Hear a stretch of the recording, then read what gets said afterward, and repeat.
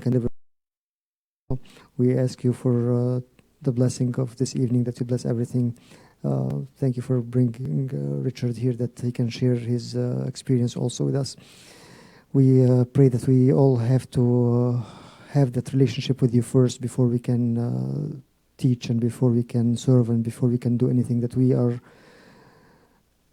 fixing our eyes on you and keeping our relationship with you, that we can get stronger and stronger and move from strength to strength and from glory to glory.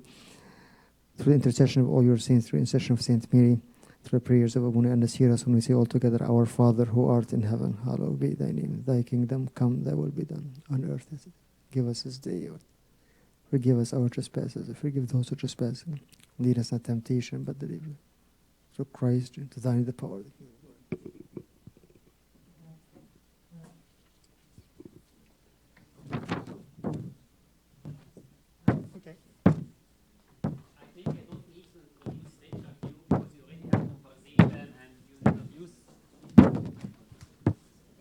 Each one of you introduce himself to Richard, and Richard talk with you all. So I'm not going to introduce him, but as far as I know, he has many, many years of teaching and educating servant, families, parents about how we deliver the message to our kids.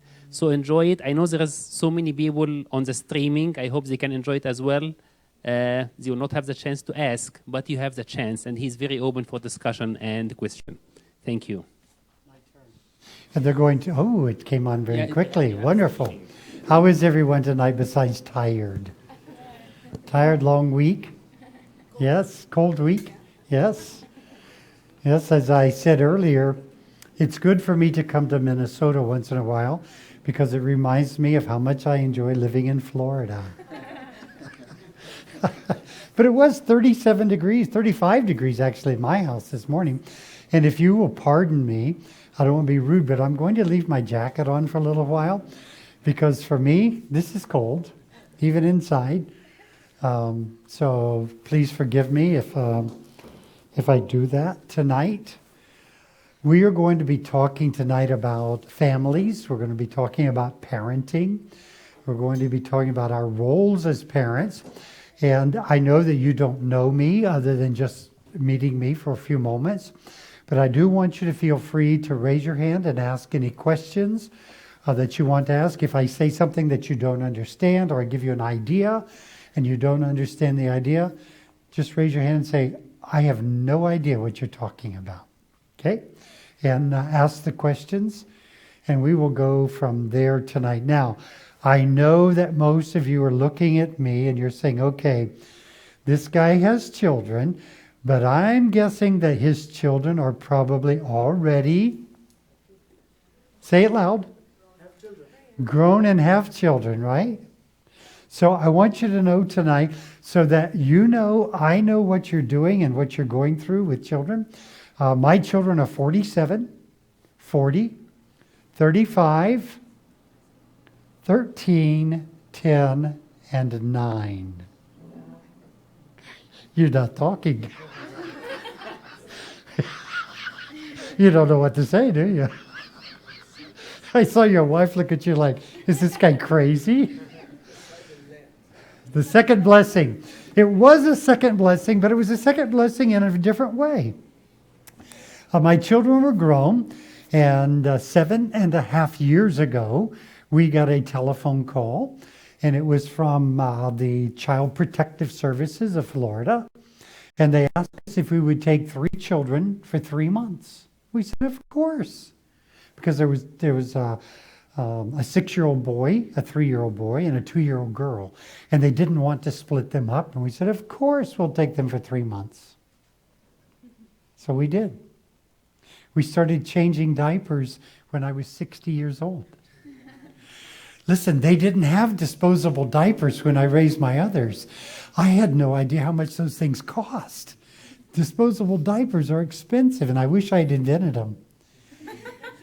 Do you know we use 1 million an hour in the United States of America of disposable? Don't you wish you'd invented disposable? Even a penny a piece, right? That would be wonderful. So we started changing diapers again when we were 60 years old. The 3 months went into 6 months, and the 6 months into 9 and 12, and At about 16 months, we went to court. Now, when we got into the courtroom, I had put together what is called a reunification plan to reunify the children with their parents. And their parents were in the courtroom, and we were in the courtroom. And I had my plan that I was going to give to the judge. And the judge walked in and she said, I should have closed this case a year ago, so I'm going to close it right now. I'm thinking, I want to talk. I want to speak. Because we were planning on returning the children to their parents, and we had a family reunion planned a long ways off. And we were ready to escape. And so we walked in, and the judge says, I've made a decision. The decision I've made is Jonathan, Gabriel, and Summer Hernandez will live with Mr. and Mrs. Kreider until each of them is 18 years old and decides they want to leave. That's what I did with my reunification plan. And I looked at my wife and I said, I don't think we're going to a family reunion. We're going back to the children. And that's what we did. We went back to the children. And we've had them for 7.5 years. They're now 13, 10, and 9. And to do something even crazier, we decided, let's homeschool. So we have them all the time, all day long, and we homeschool them as well. So we know what you're doing, we know what you're dealing with young children, and we know what you're going to deal with older children when they grow up. And we wouldn't trade this for anything in the world. Most days we wouldn't. There are some days that we would, but most days we wouldn't trade this. And I looked at my wife one day and I said, you know, I go all over the United States doing parenting seminars. And it's like the Lord said, your parenting experience is really old. And I'm going to let you do it again. And I'm going to let you find out what's going on in the lives of young children today. And so he brought these 3 children into our home. They are all very, very different personalities. And they keep things alive in our house all the time. When you're 67 years old and you're dealing with, let's see, one has karate 4 nights a week, one has dance 2 nights a week, one has youth group 1 night a week, and then he does something else, and then we take him to Homeschool Academy 2 days a week, 55 minutes away from our house, and on and on and on and on it goes. And you know what? That's a typical family today, isn't it? And so we're doing it again. And I wish I could say we are much more relaxed than we were the first time, but we're not. Because we see that God's given us a second chance. And what we discovered is this. Parents, you get one shot. You get one opportunity to raise your children. There are no second chances. You don't get to say, let's do this all again, because the kids are saying, no, we're gone.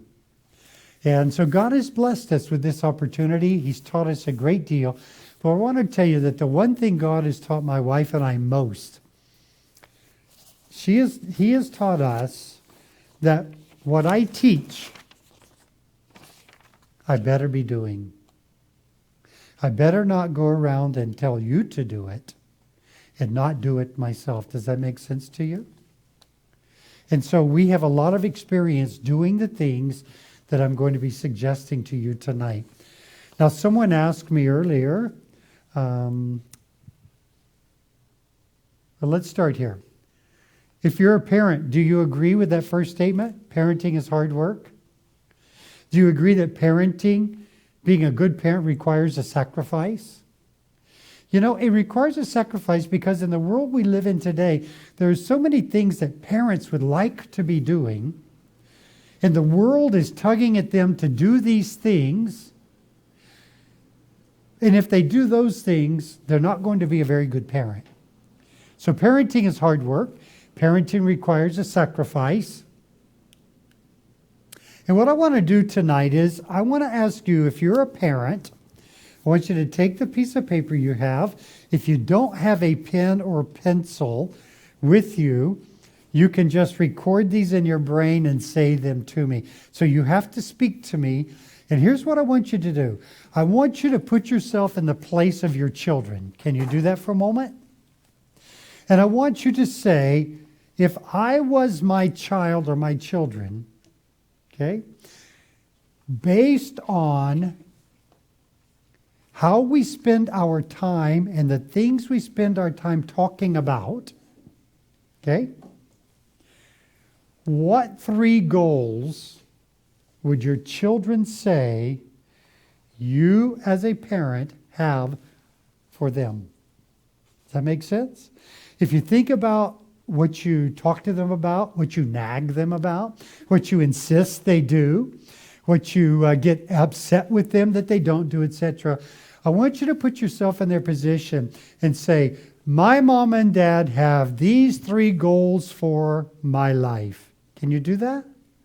Write down what you think they would say 3 goals are and be honest about it. Be honest and just say, these are 3 goals I think my kids would say that I as a parent have for their life. I know that one of the goals that my kids would say, well, one of his goals is a clean bedroom. So put down the goals that you think your children would say. And if your children are grown, think back to when they were at home and put down the goals that you think they thought you would have. Not the goals we want, the goals they think we want. The goals they think we want for them, not the goals you want. The goals that you're telling them by the way you talk to them, where you spend your time communicating, what you insist on. They would say, these are the 3 goals my parents have for me. Okay? You probably already know. You don't have to write it down. For a child, can we write it? Poor child. Is that what you said? Well, for a child. If you're a child, yes, please. If you're a child, yes. Would you do that for me? Okay. How old are the people at this table? Tell me. Oh, it's a big range. 25. 25. 19, 23, 11, 23, 8. This is perfect. That's what I want you to do. I want you to write down the goals that you think your parents have for you and for you. This week, you're going to open some eyes back here. You're going to surprise them, I think. Go ahead and write some down. I think these were the goals my parents had for me.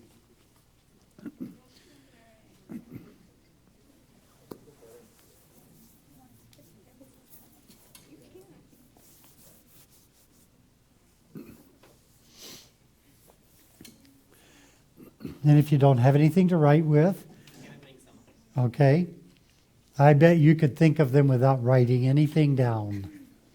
Just think about a day in your home, and the things you talk about with your children and say, boy, based on that, they would think my goal is, this is going to be fun. I'm glad they're here. I want to hear what they have to say. And be honest. Even if your parents are here, be honest.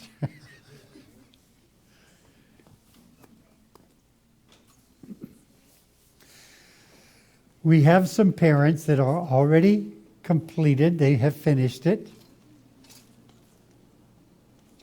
She's not going to do it. She's afraid I'll call on her. Huh? Okay. I need some parents to make eye contact with me and tell me what they wrote. See, if you're looking down at your paper, that's saying, I don't want to look him in the eyes and I don't want to tell him what I wrote down.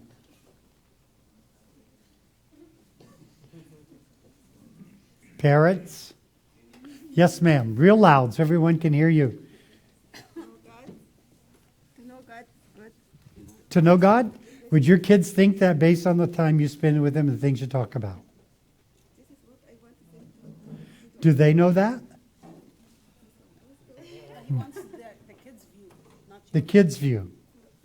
No, you're going to get to do the other part next. The kids' view. Well, I think my kids don't notice what I really want from them, but I think they think, like, my She's making excuses already. they think my main important things is to have them sleep early and catch the bus. Oh, okay. Get up early and catch Keep the the bus. rooms clean. and Keep no the room- clothes on the ground. Yeah, no clothes on the ground. Yes, and academic success. And academic success, okay? And why do they think that? Because that's what you... Say every day. Oh, isn't that interesting? So, clean room, academics, Catch the bus, so you don't have to take them to school. Yes. All right. Another parent, someone else. Come on, tell me. There? You tell us. To listen to us, listen To listen to you? yeah, Because you're much smarter than them, right? be successful, Be successful yeah, and clear the rooms and clear the rooms are really important for us, aren't they? Okay, someone else. Would you like to share? I would say like solve their problem wisely without coming back to us every single moment. You're teaching them that? Okay, what else? Spiritual and education, like as Heidi said, like academic level. That's what we always say. Academics. Read your Bible. Did you finish your homework? Okay. Somebody else tell us what you wrote. Anyone back there that's hiding from me? Right? Anything, goals that your kids would think you have for them based on the way you communicate with them. Would you like to share something? You want them to stop fighting, okay. Peace in the house. Okay, what else? You would be happy with that. Okay, so would I. All right, we're going to come here while you're thinking, and we're going to let these people tell us what they think their parents' goals were for them. Let's start right here. When I was younger, I probably thought the same things that a lot of the parents are saying now about their younger children, but now that I'm older, my dad probably stresses to live in God's righteousness, to be happy, and be responsible. Okay, that's now. Yeah. But when you were growing up in his home, it was like everything they've said. Keep your own thing. I think a big one is just to do well in school. Do well in school. Okay, what else? Why do they want you to do well in school? To be successful. To be successful and make. Money. Ah, so you can have. Like a future. Oh, a future. How about you? You're. I feel like they've all been taken. Oh, I mean, I'm just trying to think of myself as a kid, and I feel like everything revolved around me. Actually, it was my brother being nice to me. He had to be nice to me. But yeah, getting along. okay. Siblings. That's what you talked about a lot in your home. Yeah. School, School. getting your homework done. Yeah. Yeah. You want to tell us? Stop talking to myself. What are your parents' goals for you? To be successful and to be nice and neat. Oh, to be successful and be nice and neat. Okay, your turn. I said to not stay out too late. No, not stay out too late. That's a big deal. Just to be a good human and like marry a good human. To be a good human and do what? Marry a good. Marry a good person Yeah. and give them lots of grandkids, right? Do you see where we spend our time as parents? Where we spend most of our time.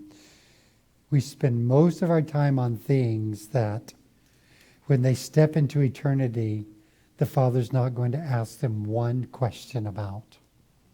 Do you know that when we die and we stand before God the Father, He's not going to ask you what your grades were? He's not going to do that, is He? No, because it's based on a relationship with Him through the Son.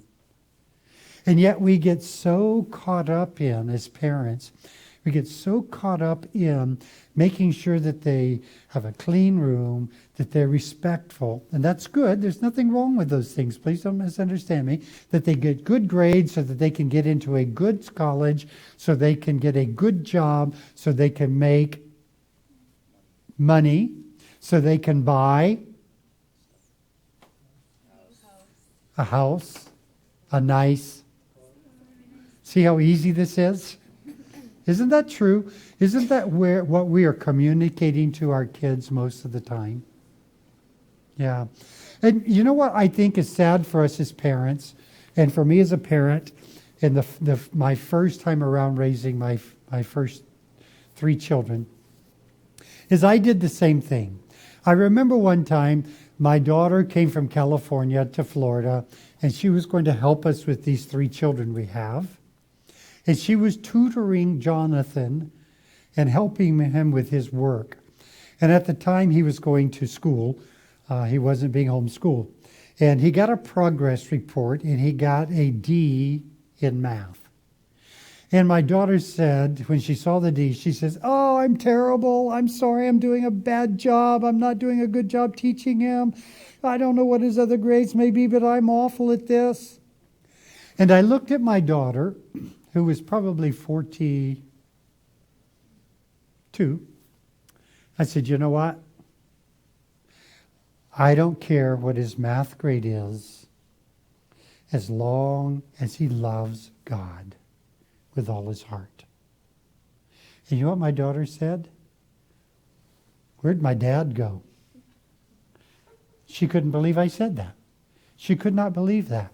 Now, do I want them to use the brain God gave them? Of course. Do I want them to apply? Of course.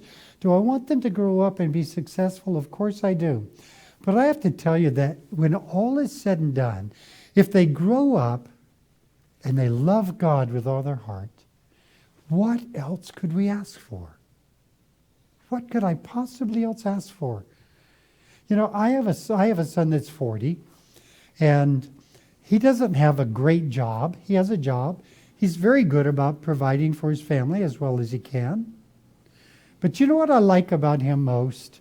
I like about the fact that after drifting away from the Lord for a period of time and coming back to the Lord a few years ago, that his heart is so filled with a desire to know God intimately, that he would love God. Does that make sense to you? And you know what's really fun? What's really fun is when your 40-year-old calls you and starts giving you spiritual advice. That's pretty strange. And we hang up the telephone, and my wife and I look at each other and say, "Wow, you know what? Do all the things really matter that much?" And we say, "They don't matter that much." But the fact that he knows God and he loves God, what else could we ask for? And that he's teaching his children the same. Does this make sense to you? Now I want to ask you a question. Do you find this offensive? Do you find it offensive that I'm hinting at the fact that the things that we spend most of our time on are not the most important priorities for our life? Because I know that when I spent all of my years, doing those things and teaching my kids the same thing you're teaching and nagging them about grades and saying, if you don't get good grades, you will what? You won't get into a good college. And if you don't get into a good college, you're not going to get a good... Sure, I did that. But at some point, you say to yourself, is that really the most important thing in the world? And you have to back away, I think, eventually and say, probably not. Probably not the most important things in the world. Because Jesus said, when he was asked, what is the greatest commandment of all? And Jesus said 4.0.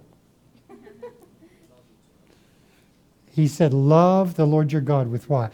With all your heart, all your mind, all your soul, and all your strength. Wow.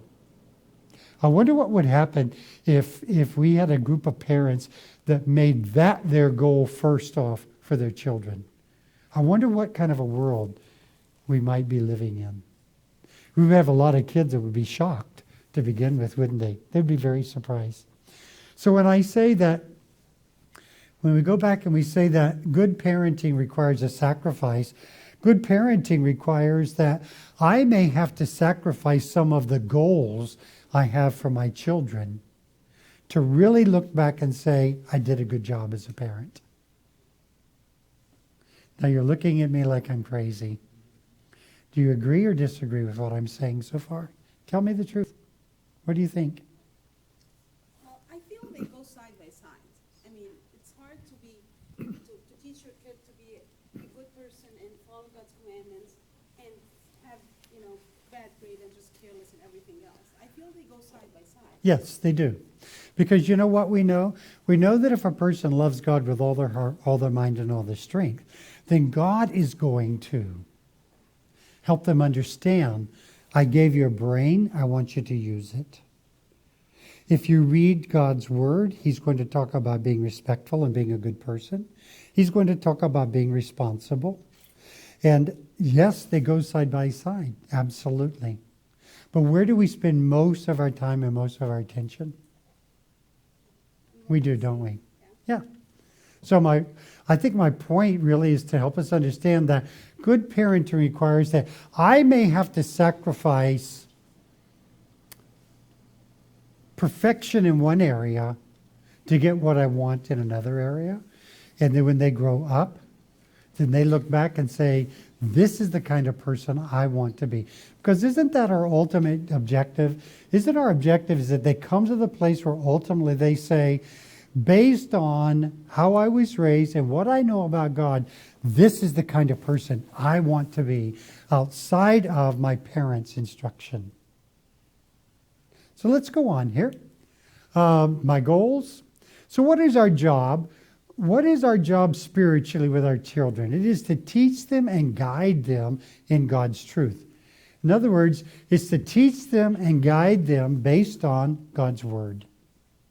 God's Word. But you know what is so shocking? I don't know if I have it. I don't have these on the screen, I don't believe. Okay. Our job is to teach them and guide them in God's Word. But do you know that 64% of the adults who go to church in the United States of America say they do not believe this book is true? 64% of adults who go to church on a regular basis in America say they do not believe the Bible's true. You're thinking, why go to church? But that's what they tell us. When they were asked in 5 different research projects by 5 different organizations, they said, do you believe in absolute truth? And 64% said no. When they were asked, do you believe there is an objective standard for right and wrong? And 64% said no. You know what else is true? 94% of the parents who bring their children to church never talk with their children about the things they learned in Sunday school during the week. They never ask. Because 82% of the adults who go to church in America say they never open this book one time during the year. They rely on those gentlemen sitting there to teach them. That's what they say. That's what we say. Because so many other things are more important to them. So with that in mind, our job is to teach them and guide them in God's truth. And what is our child's job? Hallelujah. It is to obey. Bummer, huh? It's to obey. And you know what? When we get this straightened out in our families, that my job is to do this and your job is to do this spiritually, you can work toward a common goal. I tell the 3 children we have now all the time, I say, you know what? I know there are a lot of things I do that you don't like, and that's okay. But God has placed you in our care, and my number one priority is to teach you God's Word and the truth. And your number one priority is to listen and obey. And then I make them memorize Philippians 2:14. You know what it says? Do everything without grumbling or complaining. Sometimes when I'm talking to Jonathan, who's 13, and he wants to argue with me, I just listen to him. I said, I'd like you to quote Philippians 2:14. He says, I knew you were going to do that to me. Yes, you did. So you might as well have gotten ready. Now, Ephesians 6:1-3 tells us that our children are not just to obey us, but what else are they supposed to do? Honor. They're supposed to honor and respect us. But honor and respect is a two-way street, isn't it? If I don't show honor and respect to them, I'm not going to get honor and respect back. And when Paul was writing Ephesians, and he was talking to the kids, he said, obey your parents in the Lord, for this is right. Honor them, respect them. But then he said something very important in Ephesians 6:4. In Ephesians 6:4, he says, fathers, do not exasperate your children. It's a strange word, isn't it? Do not exasperate your children, but bring them up in the training and instruction of the university. No, bring them up in the training and instruction of the Lord. The Lord. That's what he says. Now, have you ever wondered why there is a connection, or if there's a connection between don't exasperate your children, but bring them up in the training and instruction of the Lord? For years and years and years, I used to say, what is the connection? Because I exasperate, I anger, I frustrate, that's what the word means, my children, the very first time I tell them no. When you tell your children no, do they say, oh, okay, Mommy, whatever you say? No, of course not. They want to argue with you, don't they? Because they're humans and they want you to do it their way. They want to get their way. And so they argue. So for years I prayed and I said, Lord, I don't understand, because every time I tell my kids, no, you can't do this, you can't have this, you're not going there, etc. And it exasperates them. They get upset, they get frustrated, they get angry. But here's what I've discovered. I have discovered that inside every child, there is a desire for their parents to nurture them spiritually. They want their parents to do that with them and for them. And when I don't do it, when I don't bring them up in the training and instruction of the Lord, I exasperate what God put in their hearts. I was at a church in New Jersey, and at our break, a gentleman came up to me and he said, you know what? He said, my parents became believers late in life. And he said, we were teenagers. And my brother and I became believers as teenagers. And he said, I watched my father get really involved in church, men's group, usher, teaching a class of children. And I watched my mother get involved in women's ministry and all kinds of things and teaching a class. And you know what he said to me? He said, every week I waited for my parents to do it for me between Monday and Saturday. And he said, I watched them give all of this spiritual nurturing and teaching to someone else's children, but never to me at home. And he said, I got angrier and angrier and angrier at my parents because they were doing it for someone else's kids, but they didn't take the initiative to do it for me.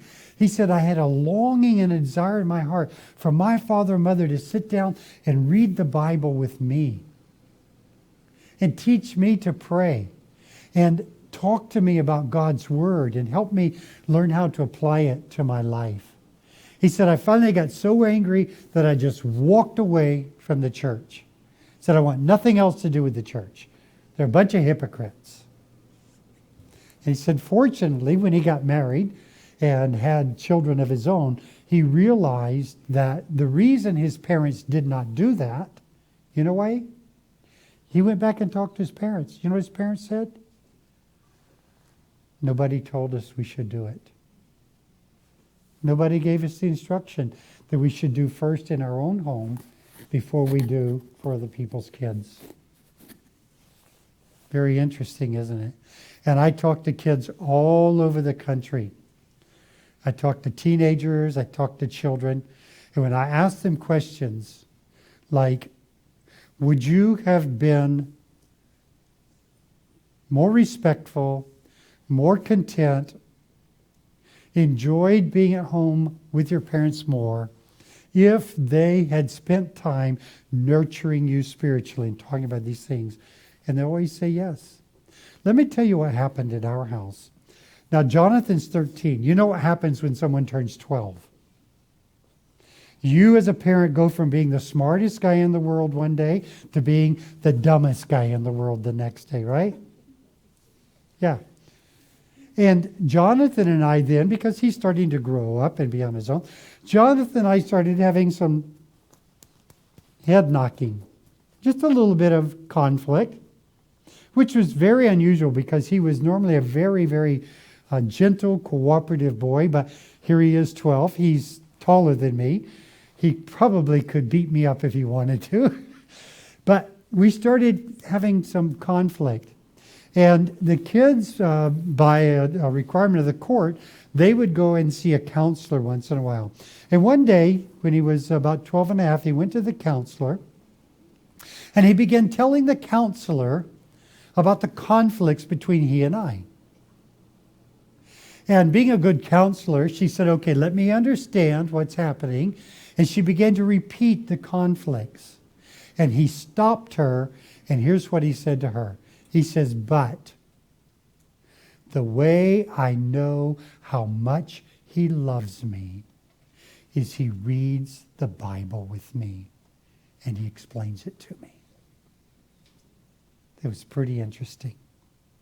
The way I know how much he loves me is he reads the Bible to me, and he said he lets me talk about it. He answers my questions. And I said, praise God. Praise God that we have that connection, and he sees that as the bond that holds us together. Okay, let's go on here. Okay, make sure I have the right slide. We'll make this work in a second. Okay, Proverbs 22:6. Do you know what Proverbs 22:6 says? Train up your child in the way they should go, and when they are old, they will not depart from it. Now, those verses are not a guarantee. It's not a guarantee that if we do the things that we're talking about tonight, that your kids are never going to drift away from God or drift away from the church. That's not a guarantee. The guarantee is when you train them up properly, you teach them the difference between right and wrong. And that will stay with them forever. They will always know the difference between right and wrong. So, Proverbs 22:6 says, first teach your children the difference between right and wrong, because what you're giving to them is you're giving them the ability to do what? To make good choices. Because if I know this is right and this is wrong, and I'm ready to make a choice, it might be about my grades, it might be about the person that I spend my time with. If I've taught them the difference between right and wrong, they always know the difference. And so I've equipped them to make good choices. The next thing is, I have helped them understand that you ultimately, as a child, are personally responsible for your choices. You're responsible. There comes a point where I am not responsible for your choices. You become responsible for your own choices. And I help them understand that you are personally accountable, not just to me, but my kids are accountable to whom? To God. And so I help them understand that God has placed you in this home. He's given me certain responsibilities, and He's given you certain responsibilities. If we do our jobs together properly, you will walk out of my home knowing the difference between right and wrong. You will be equipped to make good choices for your life. You will know that you're personally responsible and you're personally accountable. Now, why is that such good news? That is such good news because now you have the ability to get up in the morning and say, I'm at peace. I've done the right thing. I have trained them. I have taught them the things they needed to know. And now I can just say, Lord, I place them in your hands today. They're yours. They're yours. Does that make sense to you? That is what we should be doing as parents. Train them up properly. equip them, and then we can have peace of mind that I've done what I was supposed to do. Now it's their job to do what they're supposed to do. And then I can get up every day and say, Lord, I place my children into your hands. They may make some mistakes, but I still place them in your hands. They may make great choices, but I still place them in your hands. Because we all know people, don't we, whose children have turned their back on the Lord and walked away. We all know those young adults. They've made bad choices. But if they were trained properly, they know they are making bad choices. Sure, they know that. Okay, let me keep my eye on the clock here. So, why is this so difficult? Why is what I'm talking about seemingly so difficult for most parents today? Give me 3 things in our lifestyles, the way we live, etc., that keep us from doing this. Give me one. Time. We all have 24 hours in a day, so expand on that. Time-wise, when we can have the time to work and we come exhausted and they want the time to talk to them and listen to them. If something happened, you have to have the patience to solve the problem between my 2 sons. Time and patience. Time and patience, that's one thing that keeps us from doing what we're talking about. Somebody else. What are some other things that keep us from doing this? I think the acceleration, how fast the world is moving up, making the gap between us and our kids so huge. Yes. To communicate and reach each other. The world is moving so fast that the gap between us as the adults and parents and our children is becoming greater and greater, isn't it? So you feel it more. Because they are so influenced by their surroundings, their peers. Did you know that the average young person today spends 7.5 hours a day, 7 days a week in front of a screen? 7.5 hours a day, 7 days a week in front of a screen.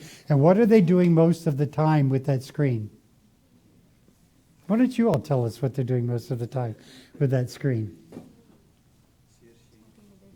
Talking to their friends. So you know what we have? What we have today, because of this amount of time that our kids are spending in front of screens, we have kids raising kids. That's what's happening. There's no time left for a child to talk to their parents and get proper advice, because their kids are spending so much time in front of a screen texting their friends. Sure. And when I'm just in a group of teens and I say, tell me what most of the stuff is that the kids are texting about, and they usually say gossip. They're talking about other people and what someone else has done. What percentage of the kids do you think sleep with their telephone in their bed? A huge number. I don't know what the number is, but it's a huge number. Why? Why do they sleep with their telephone in their bed? It's an alarm clock. Alarm clock, yeah. Yeah, because they are afraid. Listen, you know what they tell me? They tell me that if they don't, they could end up going to school and not knowing something that everybody else knows and being out of it. Do you know what kids tell me? Kids tell me that they put their telephones in a Ziploc bag and take it into the shower in case it rings and they get a text message in the shower. Gave them some bad ideas. Listen, you can't spend 7.5 hours a day, 7 days a week in front of a screen and have proper relationships with your family. We were in a restaurant last year, about a year ago, and we walked in, and there was this family sitting at a table like that or like this.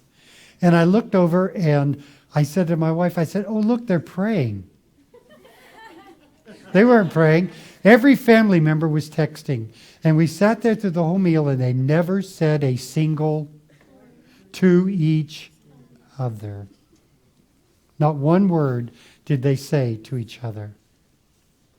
If that's the situation we have, is it any wonder that there's no time left for us to have the right kind of family life? Yeah. I face it. I've got a 13-year-old, and his biological father gave him an iPod. And, you know, he figured out very quickly that he could text friends. And we're just very careful about screen time. You earn screen time at my house. You earn it. That's not really doable now, because all schools in Minnesota give iPads and MacBooks in school. So you're saying that you don't, Elementary schools. you're saying that you don't think we as parents can restrict their time on them? Oh, not anymore, after schools introduced all of these technologies. Ah, then we have given over our parenting rights to the technology department of the school. We should shift to homeschooling. No, you know what? I don't say we should shift to homeschooling, but I do say this. I do say that if we're going to do what we ought to do, we have to say to our children, here's what I do. I communicate to my kids. I say, you know and I know, if we time this, that if you spend all your time on this electronic device, there's no time left for us as a family. And because of that, I, as your parent, am going to take responsibility, and I'm going to restrict the amount of time you spend on that device. And do they say, oh, what a wonderful idea? Of course not.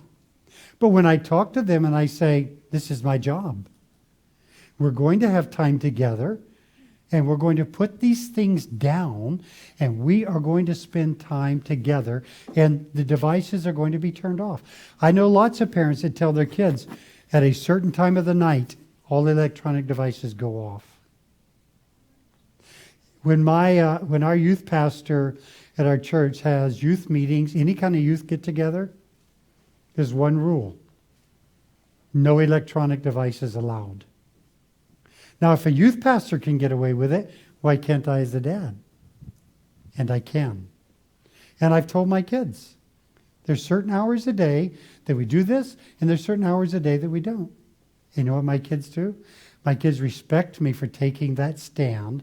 My kids respect me for saying my job is to protect your heart, to guard your heart. And if you're texting friends 5, 6 hours a day, there's no time left for me. And my kids understand it. They understand it. And sometimes they don't like it, but I say, time's up. We're finished with the electronic devices tonight. Now it's our time as a family. Do you think that's easy? It's not easy. It's very difficult. But I refuse to surrender. I refuse to surrender my parenting to the school district or the state or to their friends. And I tell their friends when I meet them, I say, has Jonathan explained to you yet that after 9:30 he doesn't receive and send text messages anymore? And what do you think they say? Of course not. I say, well, that's the rule in our house. At 9:30, electronic devices are done with. Unless it's homework, and he has to use it for homework. And you know what his friends say? Wow. Wow. But you know what? They understand. They understand why, because I tell them why we do that in our house. Now, if my kids are already oriented to having total freedom with electronic devices anytime, any place, anytime they want, is it going to be tough for me to draw it back? Absolutely. It's going to be difficult to draw it back. We cannot surrender. If we surrender, we're letting someone else raise our children. Because we said that's one of the things that keeps us from doing what we're supposed to do. What's another thing that keeps us from doing what we say we ought to be doing? Busyness? The distance between us? What else? What keeps us from doing what we know we ought to be doing? Craig, you have something there? Yeah. I'm not a parent. Disclaimer, I don't have kids. Yeah. But I remember growing up, one of the hardest things was cultural differences. Cultural differences. Okay. All right, that's a very legitimate point to bring up in this group, isn't it? Cultural differences. Explain that so everybody knows what you went through talking about. So you grow up at home and you have a certain standard of normal, not normal, appropriate, not appropriate. Uh-huh.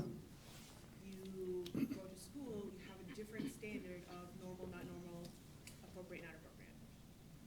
It's difficult to grow up with both. Is it difficult to evaluate each of those and say, what happens in my home is, you use the word appropriate, I think, and what over here is appropriate? See, it's very difficult for a child, even a teen, to look at it and say, this is inappropriate outside of my culture in my home. This is appropriate. Why? Because there's tremendous peer pressure. Tremendous peer pressure. Folks, I'm going to tell you, the adults in this room, you don't have a clue. You don't have a clue about the kind of peer pressure that is on kids today. You don't have a clue. The peer pressure is unbearable, almost, for children. You know what they're saying now? They're saying that second grade is the new 21. You know what I have girls say to me all the time? They say, you would not believe the kinds of things, hope I'm not shocking anyone tonight. You wouldn't believe the kinds of things that second grade boys tell me they want to do with my body.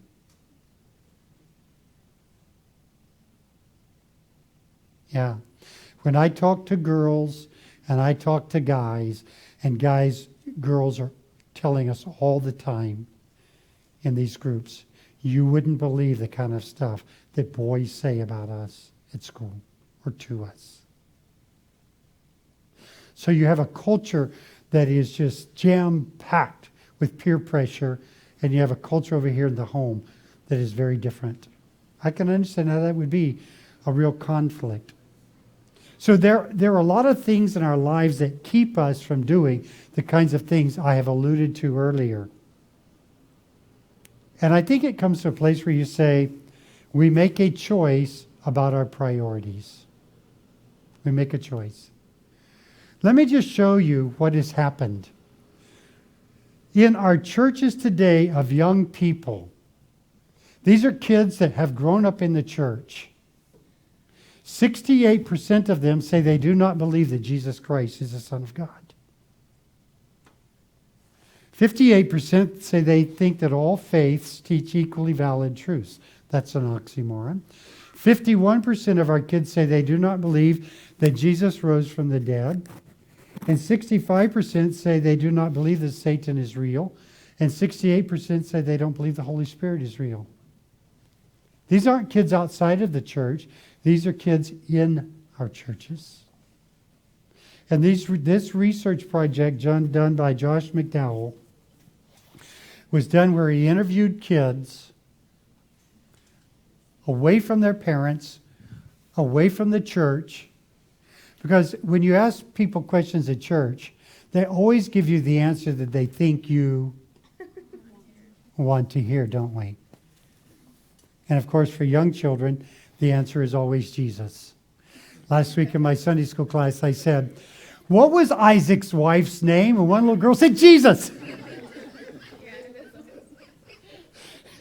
He's the answer. Jesus is the answer to every question in life, right? Literally. All right. So as you can see, we're struggling, aren't we? We're struggling in our churches and our homes. We know that, again, that 75% are going to walk away from the Lord before they finish high school.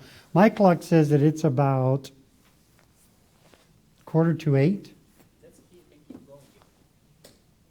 If you want me to, when you want me to quit, raise your hand and say, "Shut up." All right. What do my kids need? You know what my kids need? I'm going to just run through these real quickly with you. My kids need me to be consistent. My kids need to know that when I say I'm going to do something, I'm going to do it.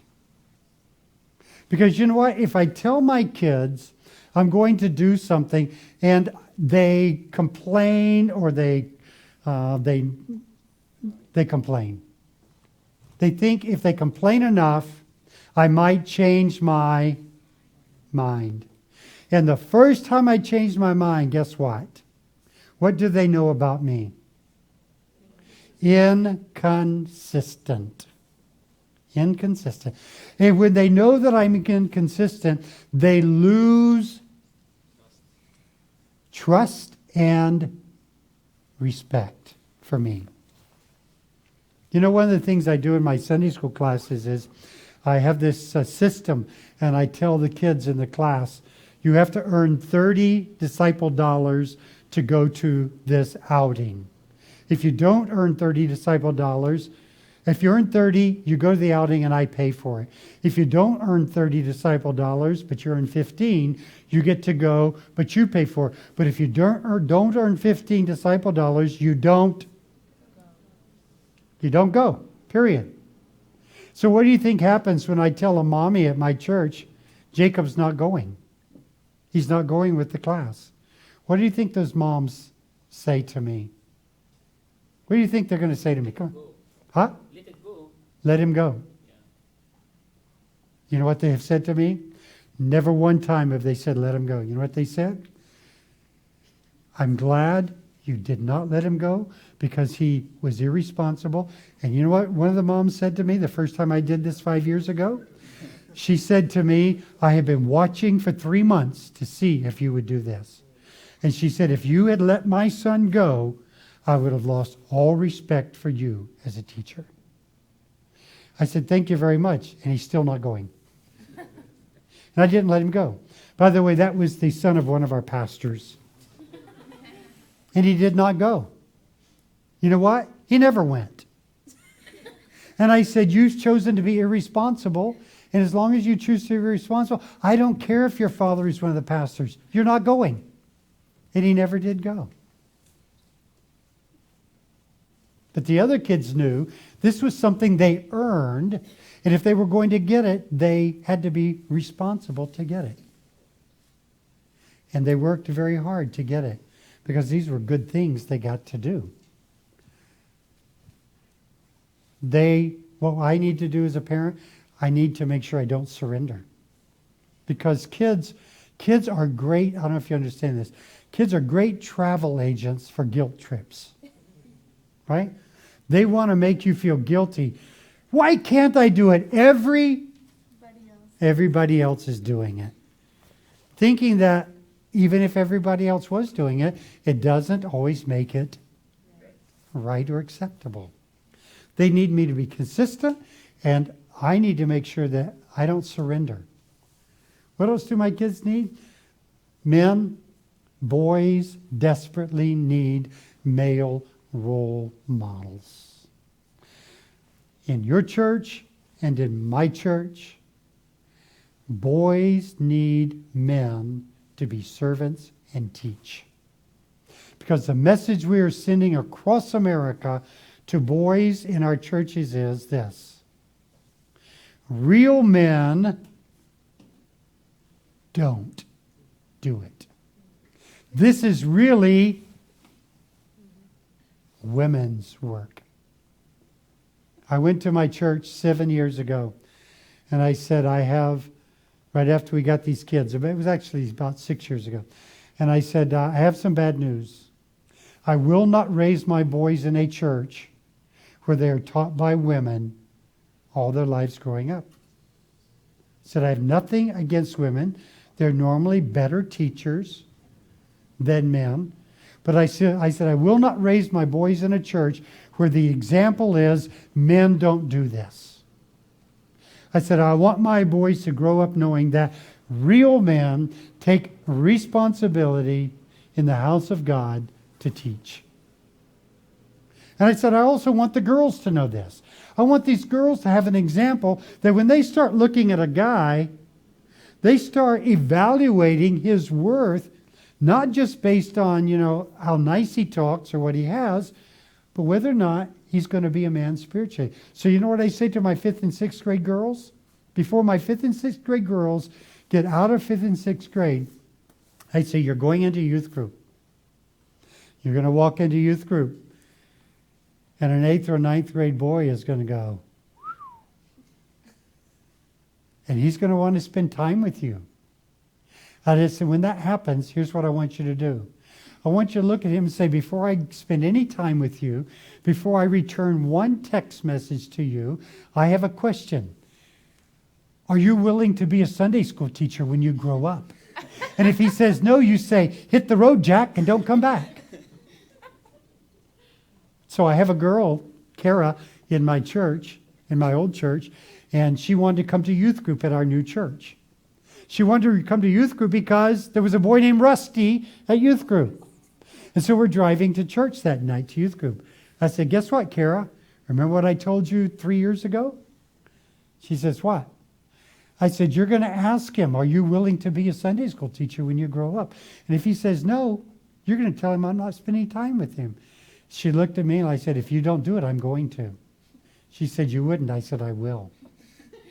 I got out of the car with her first night at youth group. And I walked in to meet Rusty. I was going to ask Rusty, are you man enough to be a Sunday school teacher when you grow up? And if you're not spending any time with my friend Kara, because I invested 3 years of my life in her as a teacher. And I'm not turning her over to somebody like you. He wasn't there that night. But you know what? I want girls to see that real men take responsibility spiritually. Does this make sense to you? All right, let's move on. We have to communicate with our kids about everything. Everything. Everything. There can be nothing that we are afraid to communicate about. And we unfortunately have to start communicating younger and younger. Because let me tell you a little secret. If you're not communicating with them about the important things in life, somebody else is. And the odds of them getting the good information are about zero. So you have to be willing to communicate about everything with your children. And if you close the door of communication 3, 4, 5 years ago, you're in trouble. You're in trouble. If you haven't opened that door of communication up, my kids know they can come and talk about anything, anytime with us. There's no subject that is off limits as far as communication. And so we have very open communications. You know who we talk about most, though? God. We talk about God most. I make sure that I ask them something 2 or 3 times a day about God. Now, I'm going to tell you 2 things I want you to do as parents. Very simple. When your kids get ready to leave in the morning for school, I want you to stop everything. I want you to look them in the eyes and say, honey, how can I pray for you today? And at first they're going to say, what? You mean that? And ask them every day, how can I pray for you today? Second thing I'm going to ask you to do, if you have young children, what most of us do when we pick our children up from a meeting at church, Sunday school, anything else, our very first question is, did you have fun? I want you to stop doing that. I want you to walk up to your children.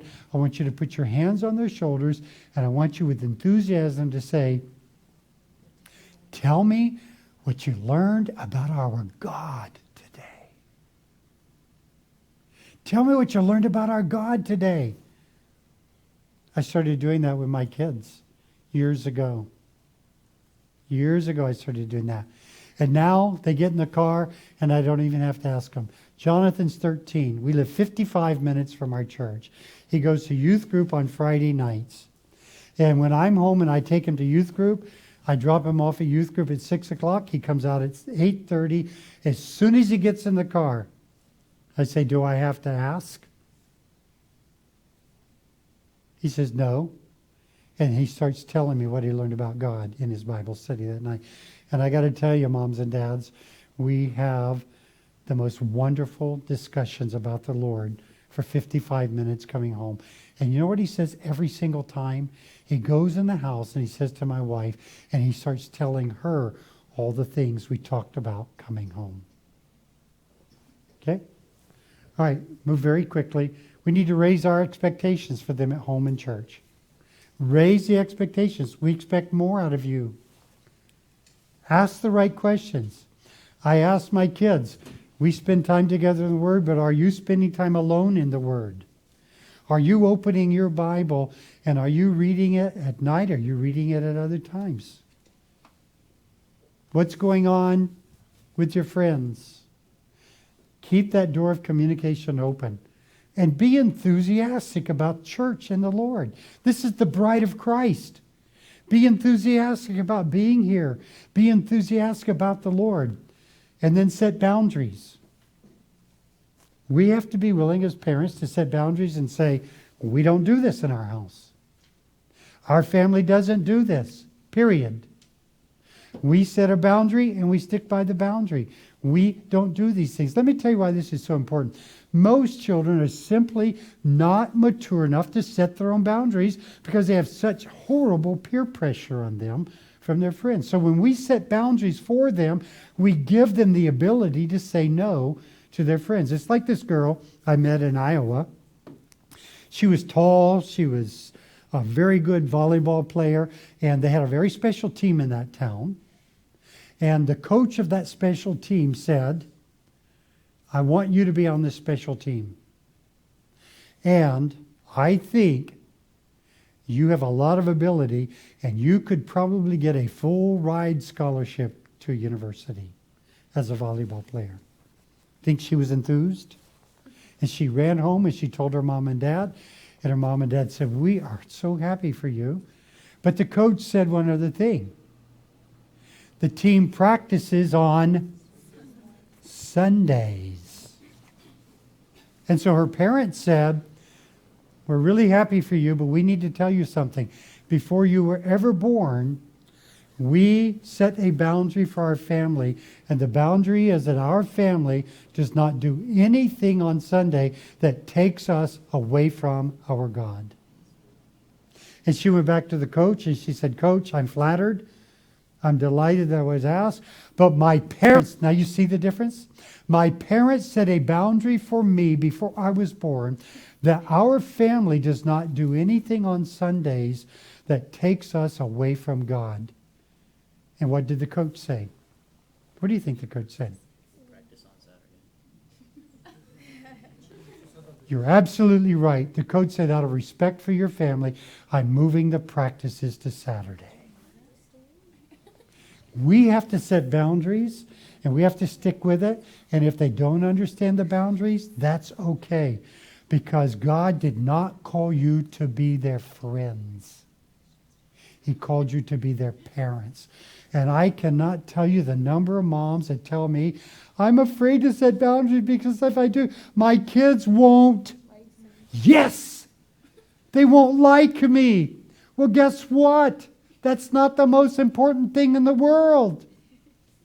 You want them to love you and respect you and honor you. There are lots of days my kids don't like me. I can look in their faces. I can hear the mumbling under their breath.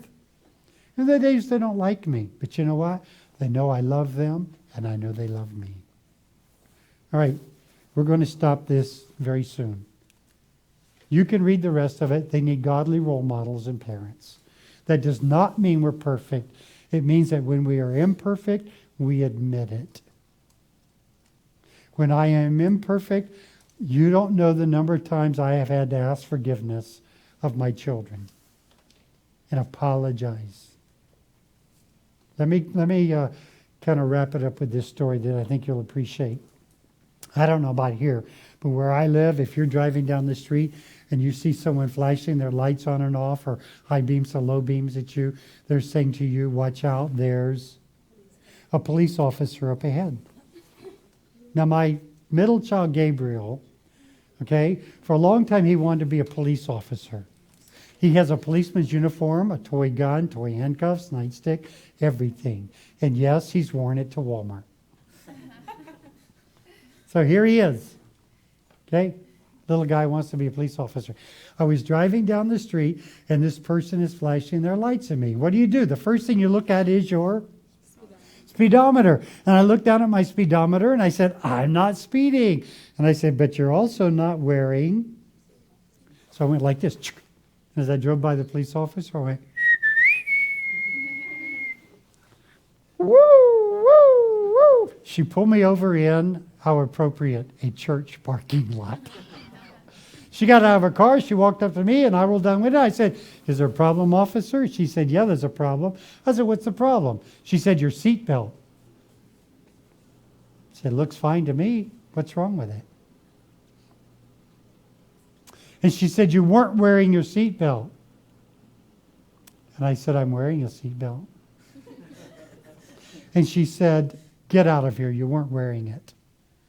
And I got home and I told the story to my wife in the kitchen. Guess what I forgot?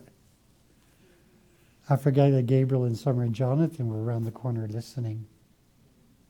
2 weeks later, Gabriel walked in. He says, so? He says, I hear you got stopped by one of our heroes. I said, yes, I did. And he looked at me and he said, and you are a liar. Because you made her think you were wearing your seatbelt when you weren't. And if you have forgotten, that's called a half-truth. And a half-truth is a whole lie. And you need to repent. And I said, and you are exactly right. Go get your brother and sister. And they came in. I said, kids, I lied. Just so that I wouldn't get a ticket. And it was wrong. It was a sin. Would you please forgive me? Because I set a terrible example. And I said, would you pray with me as I ask God to forgive me? And we prayed. And when I finished praying, Gabriel said, now you go find her and tell her to write you a ticket. And I said, I'll make you a deal. If I ever see her again and I can stop, I will confess and I will say, write me a ticket. I shouldn't have done that. For probably 3 months when we're in the car with Gabriel, he's like this. Because we live in a small town of 1,900 people. What do our kids need? They need all the things that you can read on this paper here, and we could spend a week doing it. But I'm going to give you one last thing, and I promise I'm going to shut up. Would you do me a favor? If you've never done it, would you learn to pray with your kids and for your kids? And would you take the time to memorize God's Word with your kids? With your kids. Because they come to church and they're given Scripture memory, and we never do it with them as adults. I memorize every verse that my children are asked to memorize at church. And Jonathan, now who's 13, is way too cool to sit with the old man in church. He sits with the youth group. But every single time our pastor references a scripture that we memorize, he goes like this. He's up front, I'm back there. And the look on his face is, we know that verse. We memorized it together. Well, you've read, there are a lot of things on the paper tonight that we've talked about. I simply want to say this. As a parent, just pick one of those things.